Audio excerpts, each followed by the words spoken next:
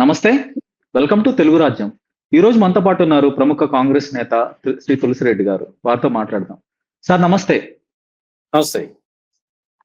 Sir Pawan Kalyan గారు ఈరోజు ఏర్పాటు చేద్దాం అనుకున్న తెలంగాణ నవనిర్మాణ సభ అయితే నిన్న అనుమతి ఇవ్వలేదు. ఈరోజు ఆయన ప్రెస్ మీట్ పెట్టాలనుకున్నారు. కానీ దానికి కూడా తెలంగాణ పోలీసులైతే నిరాకరించారు. సో ఆయన ఉద్దేశ్యం ఏంటంటారు? ఇప్పుడు ఈ తాజా వివాదం ప్రొఫెసర్ నాగేశ్వర్ తర్వాత కూటమి వర్సెస్ కూటమి పార్టీల అన్న తరహాలో సాగుతున్న నేపథ్యం వివాదం. ఆయన ఎందుకు ఇక్కడ ఇప్పుడు కొత్తగా 12 ఏళ్లలో అయితే ఆయన తెలంగాణకి సంబంధించి ఒక సభ పెట్టటం, నవనిర్మాణ సభ అన్న తరహాలో అయితే జరగలేదు. కానీ ఇప్పుడు కొత్తగా ఎందుకు చేయాలనుకున్నారు? అంటే నా ఉద్దేశం ఆయన ఒక అపరిచితుడు. ఆయన ఎప్పుడు ఏం చేస్తాడో ఆయనకే తెలియదు. 2014లోనేమో పోటీ చేయలేదు. పార్టీ పెట్టినాడు కానీ పోటీ చేయలే. అప్పుడు బీజేపీకి, టీడీపీకి మద్దతు ఇచ్చాడు. 2019లో ఆయన వామపక్షాలు బీఎస్పీతో కలిసి పోటీ పెట్టాడు. ఆయన 2 చోట్ల పోటీ చేసి ఆ 2 చోట్ల ఓడిపోయినాడు. ఒక్క సీటు వచ్చింది. తర్వాత మళ్ళా 2024లో టీడీపీ పొత్తు పుణ్యమాన్ని పెంచాడు. కాబట్టి ఆయనకు అంత సీన్ లేదు. కానీ ఒక సినిమా యాక్టర్ కాబట్టి, ఒక పార్టీ పెట్టాడు కాబట్టి ఒక చర్చనీయాంశం తప్ప, లేకుంటే ఆయన గురించి పెద్దగా చర్చించుకోవాల్సినటువంటి పార్టీ కాదు, అంత సీన్ కూడా లేదు. అది ఒక యాంగిల్. సరే, రెండవ యాంగిల్ వచ్చేసి భావ ప్రకటన స్వేచ్ఛ. ఆ రాజ్యాంగంలో ఆర్టికల్ 19 ప్రకారంగా భావ ప్రకటన స్వేచ్ఛ, ఒక వ్యక్తి తన అభిప్రాయాలు చెప్పడానికి స్వేచ్ఛ ఉంటుంది. కాబట్టి ఆ యాంగిల్ వచ్చేసి అతను పెట్టుకోండొచ్చు కదా ఏమి అనేది ఇంకొక యాంగిల్. ఇంకొక యాంగిల్ ఏమంటే ఆర్టికల్ 19 కూడా దాంట్లో కొన్ని రెస్ట్రిక్షన్స్ ఉన్నాయి, రీజనబుల్ రెస్ట్రిక్షన్స్ అని. అది ఏదన్నా పబ్లిక్ ఆర్డర్కు దానికి ఇబ్బంది కలిగితే దానికి ఆర్టికల్ 19 కూడా రీజనబుల్ రెస్ట్రిక్షన్స్ ఉన్నాయి. కాబట్టి నాకు తెలిసి ఆయన ఈ రోజు పెట్టకుండా 3 రోజు పెట్టింటే సరిపోయిండేది. అప్పుడు భావ ప్రకటన స్వేచ్ఛకి ఇబ్బంది ఉండేది కాదు. తర్వాత తెలంగాణ గవర్నమెంట్ కానీ లేకుంటే కోర్టు కానీ ఈ యొక్క అవకాశము రద్దు చేసే అవకాశం ఇచ్చింది కాదు. ఈ రోజు పెట్టకుండా, ఎందుకంటే తెలంగాణ ఇది రాష్ట్ర విభజన జరిగిన రోజు కరెక్ట్గా 2014 ఈ రోజే కాబట్టి ఆ నేపథ్యంలో ఈ రోజు పెట్టకుండా 3 రోజు పెట్టింటే సరిపోయిండేది. దానివల్ల ఏమి ఆకాశము భూమి బద్దలు ఏది లేదు. అదేదో పుట్టికెక్కలేనమ్మ స్వర్గానికి ఎక్కుతున్నట్టు ఆయన అన్నీ ఏం జరుగుతుంది ఆంధ్రప్రదేశ్లోనే. ఇప్పుడు ఇది కొత్తగా వచ్చి పెట్టేది ఏముంది కానీ అది ఊరికే ఏదో ఆయన ఒక అపరిచితుడు చేస్తా ఉంటాడు తప్ప అంత మించి దాని గురించి పెద్దగా మనం వచ్చేసి ఏదో జరగబోతుందని అనుకోవాల్సిన అవసరం లేదు. పోతే ఉంటే ఒక అంశం కాబట్టి పెట్టాలనుకున్నాడు, ఈ రోజు పెట్టాలనుకున్నాడు. ప్రభుత్వం పర్మిషన్ లేదు, కోర్టు ఇవ్వలేదు కాబట్టి అది ఒక చర్చనీయాంశం అయింది అప్పనించాను. లేకుంటే అదేమో ఒక చర్చనీయాంశం కూడా కాదనేది నా అభిప్రాయం. ఓకే. గతంలో ఆయన మీద అనేక మంది విమర్శలు చేసినప్పుడు పెద్ద పెద్ద నేతలు, ఆయనకి ఒక అలవాటు ఉంటుంది. ఎంత పెద్ద విమర్శలైనా, ఎలాంటి ఆయనకి ఇబ్బంది కలిగించే విమర్శలైనా గూడా, ఆయన ఏదో ఒక సందర్భం చూసుకొని దానికంటూ ఒక వివరణ లేదంటే విమర్శలు చేసిన వాళ్ళ మీద తిరిగి విమర్శలు చేయటం అనే ఒక అలవాటు ఉంది. సో ఇప్పుడు తెలంగాణ మేధావులు, కొంతమంది సామాజిక ఉద్యమకారులు ఆయన్నైతే తీవ్రంగా విమర్శలు చేశారు. సో వాళ్ళకి ఒక రిటార్ట్ చేయాలి, వాళ్ళని ఉపేక్షించకూడదు. ఏదో ఒక మనం అయితే సమాధానం ఇవ్వాలి అనే ఉద్దేశంతోనే ఆయన ఈరోజు సభకి ప్లాన్ చేసుకోవటానికి ఒక కారణం అంటారా? చెప్తున్నా కదా, ఆయన ఎప్పుడు ఏం చేస్తాడో ఆయనకి తెలియదు. ఇప్పుడేం ప్రొఫెసర్ నాగేశ్వరరావు మీద ఆల్రెడీ వచ్చేసి చెప్పినాడు కదా. ప్రొఫెసర్ నాగేశ్వరరావు మీద ఆల్రెడీ ఆయన నాదిల మనోహర్ వచ్చేసి రిక్వెస్ట్ చేసుకున్నాడు, ఉపసంహరించుకున్నాడు. అయిపోయేది యాక్చువల్ గా. ప్రొఫెసర్ నాగేశ్వరరావు కామెంట్స్ అయిపోయింది వచ్చేసి. అయినా దాంట్లో ఏమున్నాయి? నాగేశ్వరరావు చెప్పిన దాంట్లో అందరికీ తెలిసిన విషయమే కదా. మేము కాంగ్రెస్ వాళ్ళం రోజు చెప్తున్నాం, ఆంధ్రప్రదేశ్ లో బీజేపీ అంటే బి అంటే బాబు, జే అంటే జగన్, పి అంటే పవన్, బీజేపీ చేతిలో కీలు బొమ్మలు అని చెప్పి చెప్తా ఉన్నాం. ఆయన అదే కదా ఆయన చెప్పింది కూడా వచ్చేసి. జగన్ చంద్రబాబు మధ్య ఉంటుంది, మనకెందుకులే అని. కాబట్టి ఏం పెద్ద బహిరంగ అది ఎవరికి తెలియని విషయమే కాదు. ఒకవేళ ఆ రోజు మాట్లాడుకున్నారో మాట్లాడుకోకపోయినా కానీ ఉన్న విషయం అదే కదా. సరే, అది ఏం పెద్ద ఏదో ఇంతకుముందు ఎప్పుడూ లేని విషయం వస్తారు ఏదో బహిర్గతం అయినట్టు దానికి వచ్చేసి అడిగినాడు, విత్డ్రా చేస్తున్నాడు, అయిపోయాయి కదా, దానికి కేసు పెట్టాలనా. కాబట్టి అది అనవసరమైన ఇష్యూ. ఆ ఇష్యూ కూడా దానికి కూడా ఈయన మళ్ళా రాజమండ్రి మీటింగ్ లో పెట్టాడు, కేసును ఉపసంహరించినట్టు చెప్పాడు, నాదెల్ల మనోహర్ చెప్పాడు, అన్ని చేశాక మళ్ళా ఉపసంహరించుకున్నామని చెప్పిన మళ్ళీ ఎందుకు తతంగం వచ్చేసి ఈయన మీరు అడిగారు, ఆయన ఉపసంహరించుకున్నాడు. అయిపోయాయి కదా మనకి ఇష్యూ, నాగేశ్వరరావు ఇష్యూ.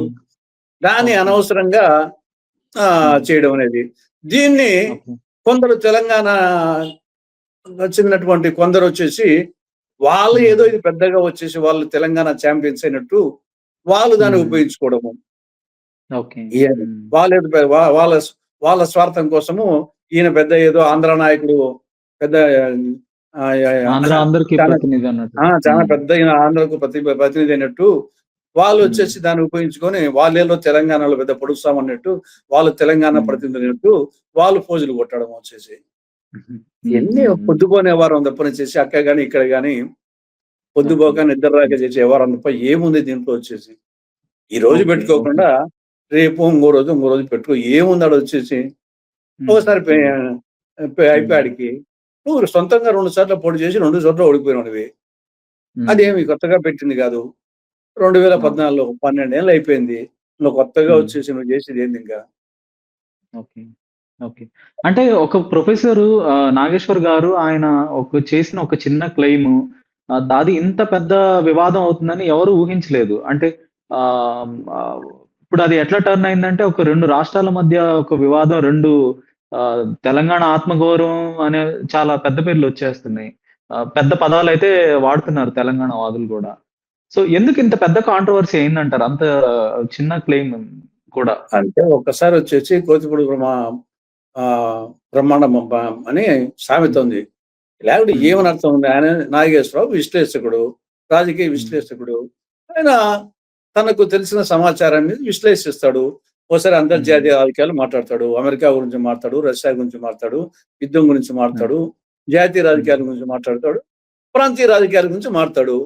మరి వచ్చేసి ఇంకా జాతీయ రాజకీయాల గురించి మాట్లాడినప్పుడు ఇంకా దానికి ఏమన్నా ఇప్పుడు వచ్చేసి ఇక్కడ వచ్చేసి బీజేపీ కూడా ఇన్వాల్వ్ చేశాడు కదా, పవన్ కళ్యాణే కదా.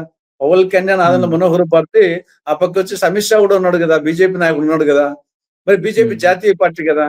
మరి వచ్చేసి అమిత్ షా గుజరాత్ కదా, గుజరాత్ వాళ్ళకి వ్యతిరేకంగా మాట్లాడట. ఇప్పుడు వచ్చేసి ఆ రోజు అమిత్ షా, నాదెండ్ల మనోహర్, పవన్ కళ్యాణ్ వాళ్ళ ముగ్గురి మధ్య జరిగిన చర్చ అనే యాంగిల్లో మాట్లాడినాడు. సరే వీళ్ళిద్దరూ ఆంధ్రప్రదేశ్ కు తెలుగోళ్ళు కావచ్చు. ఆయన వచ్చేసి కాదే మరి అంటే ఆయనకు గుజరాత్ వ్యతిరేకంగా మాట్లాడినట్ట. ఇవన్నీ ఇది అసలు ముందు అట్లాంటి నేనేమని చెప్తున్నా కదా, మేము కాంగ్రెస్ వాళ్ళం రోజు మాట్లాడుతూ ఉంటాం. మళ్ళా చెప్తున్నాను, బి అంటే బాబు, జే అంటే జగన్, పి అంటే పవన్, అంతకంటే పెద్ద ఎక్కువ పదాలు వాడినాడు ఆయన. ఏముంది దాంట్లో వచ్చేసి అనవసరమైన ఇష్యూ, దాని మీద కేసు పెట్టడం ఏంటి? దానికి ఒకసారి చెప్తానులే. అంటే కూటమి పార్టీలు కూడా చాలా ఓవర్ రియాక్ట్ అయినాయి అనుకోవచ్చా? ఎందుకంటే ఆయన మీద చాలా విపరీతమైన ట్రోల్స్ జరిగాయి. చాలా వ్యవస్థీకృతంగా నా మీద దాడి జరిగింది, నా యొక్క విశ్వసనీయతని, నా యొక్క ఇంటిగ్రిటీ మీద దాడిగా ఆయన అభివర్ణించారు.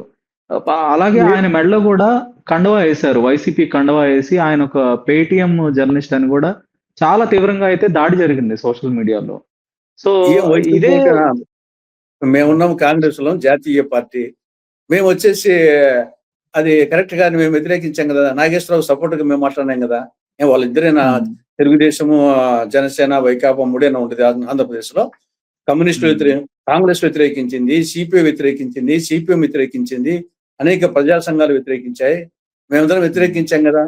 ఈ ఆంధ్రప్రదేశ్ ను వచ్చేసి మొత్తం 50 ఏళ్ళు పరిపాలించిన పార్టీ మాది. నేను కాక పుట్టగోస పార్టీ 5 ఏళ్ళు వచ్చింది, వైకాపా పార్టీ. టీడీపీ వచ్చేసి 25 ఏళ్ళు. మేము 55 ఏళ్ళు పరిపాలించిన పార్టీ. మేము నాగేశ్వరరావు మీద కేసు పెట్టింది కరెక్ట్ కాదని మేము ఉన్నాం కదా. కాబట్టి దానికి తెలంగాణ మీరు వచ్చేసి తెలంగాణ ఆంధ్ర రంగు పొలవడమే తప్పు. మేము వచ్చేసి ఆంధ్రప్రదేశ్ చెందిన వాళ్ళం కదా, జాతీయ పార్టీ. మేము వచ్చేసి నాగేశ్వరరావు సపోర్ట్ గా మాట్లాడినాం, ఇప్పుడు మాట్లాడుతున్నాం వచ్చేసి అది కరెక్ట్ కాదు, కేసు పెట్టడం కరెక్ట్ కాదని చెప్పేసి. కాబట్టి అది కొందరు వచ్చేసి దాని తెలంగాణ వాళ్ళ స్వార్థం కోసం వాళ్ళు వాడుకోవడం తప్పు. ఇక్కడ ఈ వైకాపా తెలిసిందే కదా, వాళ్ళది వచ్చేసి అదొక వాళ్ళు కరపత్రం అంతే. అది ఆ పార్టీ కానీ, అది ఆ పేపర్లు కానీ, మీడియా కానీ కరపత్రం అంతే. అది వాళ్ళు దాని గురించి పెద్దగా సీరియస్ గా తీసుకోవాల్సిన అవసరం లేదు నా అభిప్రాయం. మేమున్నాం కదా జాతీయ పార్టీలు, మేమందరం మరి సపోర్ట్ చేసాం. దానికి ఏమన్నా కమ్యూనిస్టులు కానీ మేము కానీ సపోర్ట్ చేసాము, స్ట్రాంగ్ గా సపోర్ట్ చేసాం, ఇప్పుడు స్ట్రాంగ్ గా చేస్తున్నాం. నాగేశ్వరరావు ఆ విషయంలో వచ్చేసి ఆ మటుకు మాట్లాడే హక్కు లేదని చెప్పేసి. కాబట్టి ఇవి తెలంగాణ ఆంధ్ర వాళ్ళు వచ్చేసి తెలంగాణలో ఎందుకు మీటింగ్ పెడతారు అనేది తప్పు. కొందరు ఆంధ్ర ప్రాంతంలో వచ్చేసి తెలంగాణలో ఎందుకు ప్రెస్ మీటింగ్ పెట్టాలా, ఎందుకు పార్టీ పెట్టాలంటే బీజేపీ జాతీయ అధ్యక్షుడు నితిన్ నబీన్ వచ్చేసి తెలంగాణ వాడా అంటే ఇంకా బీజేపీ ఉండకూడదు తెలంగాణలో. కాంగ్రెస్ పార్టీ మల్లికార్జున ఖర్గే, రాహుల్ గాంధీ తెలంగాణ వాళ్ళ అంటే కాంగ్రెస్ పార్టీ ఉండకూడదు తెలంగాణలో. అంటే ఆంధ్రప్రదేశ్ లో వచ్చేసి ఆంధ్రప్రదేశ్ లో తప్ప వచ్చేసి తెలుగు తప్ప నుంచి ఎవరు ఉండకూడదా. కాబట్టి జాతీయ పార్టీలు సిపిఐ, సిపిఎం వాళ్ళు వచ్చేసి ఆంధ్ర యూనిట్స్ ఉంటాయి. జాతీయ అధ్యక్షులు వచ్చేసి వేరే రాష్ట్రం చెందిన వాళ్ళు ఉంటారు. అంత మంచి పార్టీ ఉండకూడదు ఇక్కడ. కాబట్టి అది ఆంధ్రప్రదేశ్ తెలంగాణ పార్టీ ఎందుకు పెడతానే తప్పు, తెలంగాణ వాళ్ళు ఆంధ్రప్రదేశ్ లో పార్టీ ఎందుకు పెడతాను తప్పు. ఇది ఒక ఇష్యూ మీద ఇష్యూ బేస్డ్ గా ఉండాలా. ఆ ఇష్యూ బేస్డ్ మీద ప్రజలకు వచ్చేసి మెరిట్స్ ఉంటాయి, డిమెరిట్స్ ఉంటాయి. ఎవరు తగ్గ ఇష్యూస్ వాళ్ళు చెప్పవచ్చు అంతే. యాంగిల్ పోవాలి కానీ ఆంధ్ర వాళ్ళు తెలంగాణలో పార్టీ పెట్టకూడదు, మాట్లాడకూడదు, తెలంగాణ వాళ్ళు ఆంధ్రలో పార్టీ పెట్టకూడదు అంటే అది కరెక్ట్ కాదు. ఓకే. ఇప్పుడు కాంగ్రెస్ ప్రభుత్వం ఆయనకి అనుమతి ఇవ్వకపోవటానికి పోలీసులు గాని రీజన్ ఆయన ఏదో మాట్లాడతాడు, అది ఒక ప్రొవొకేషన్ లాగా వెళ్ళిపోతుంది, ఒక ఉద్రిక్తతలకు దారి తీస్తుంది. మళ్ళీ తెలంగాణ మేధావుల నుంచి తెలంగాణ సామాజిక ఉద్యమకారుల పేరుతో ఎవరైతే మాట్లాడుతున్నారో వాళ్ళందరూ మరొక రచ్చ చేసే అవకాశం ఉంటుంది. ఇదే రీజన్ అయి ఉండొచ్చు ఇప్పుడు ఈ రోజు ఆయనకు అనుమతి నిరాకరించడానికి. ఏదైనా లా అండ్ ఆర్డర్ మెయింటైన్ చేయాల్సింది రాష్ట్ర ప్రభుత్వం కదా. లా అండ్ ఆర్డర్ ఏ రాష్ట్రంలో కానీ లా అండ్ ఆర్డర్ మెయింటైన్ చేయాల్సింది రాష్ట్ర ప్రభుత్వం. అది కాంగ్రెస్ కావచ్చు, బీఆర్ఎస్ కావచ్చు, మూరు కావచ్చు. కాబట్టి నేను ముందే చెప్పాను, ఆర్టికల్ 19 ప్రకారంగా భావ ప్రయత్న స్వేచ్ఛ ఉంది. కానీ at the same time reasonable restrictions కూడా ఉన్నాయి. ఆ భావ ప్రయత్న స్వేచ్ఛ కూడా రీజనబుల్ రెస్ట్రిక్షన్స్ ఉన్నాయి. ఏదైనప్పుడు పబ్లిక్ ఆర్డర్ డిజార్డర్ అయ్యేట్టుకుంటే కన్నా దాన్ని ఆర్టికల్ 19 కు కోర్టు కూడా ఇవ్వలేదు కదా. కాబట్టి అందులో ఈ రోజు వచ్చేసి మా దృష్టిలో విభజన రోజు అనుకుంటాం. వాళ్ళు వచ్చేసి తెలంగాణ ఆవిర్భావ దినం అనుకుంటారు. ఏమి ఈ రోజే పెట్టుకుంటే, ఈ రోజు పెట్టకుండా 3 రోజులు పెట్టుకుంటే బహుశా తెలంగాణ గవర్నమెంట్ వచ్చేసి పర్మిషన్ ఇచ్చిండేదేమో 3 రోజులు పెట్టుకుంటే. ఈ రోజు కాబట్టి న్యాచురల్ గా అది అనవసరంగా అనే యాంగిల్ ఉండొచ్చు. కాబట్టి ఈ రోజు పెట్టుకోకుండా 3 రోజులు పెట్టుకుంటే ఇవ్వచ్చు. బహుశా ఇస్తుంది కూడా నా అభిప్రాయం. ఓకే. ఇంకా కాంగ్రెస్ నేత పొన్నం ప్రభాకర్ గారు కూడా చాలా తీవ్రంగా మాట్లాడారు పవన్ కళ్యాణ్ గారిని. 11 రోజులు అన్నం మానేసిన పెదవ అని కూడా కొంత అభ్యంతరకరమైన పదాలు యూజ్ చేశారు. అప్పుడు ఆయన వచ్చి ఇక్కడ మమ్మల్ని ఉద్ధరించేది ఏంటి, ఇక్కడ సభ పెట్టడం ఏంటి, కోనసీమలో కొబ్బరి చెట్లు ఎండిపోవటానికి కారణం తెలంగాణ వాళ్ళ దిష్టి తగిలింది అన్న వ్యక్తి ఇప్పుడు ఏ రకంగా వస్తారని కూడా అన్నారు. సో పవన్ కళ్యాణ్ గారిలో ఇప్పుడు ఈ రోజు తెలంగాణ ఆ పేరే తెలంగాణ నవనిర్మాణ సభ అని ప్లాన్ చేసుకున్నారు.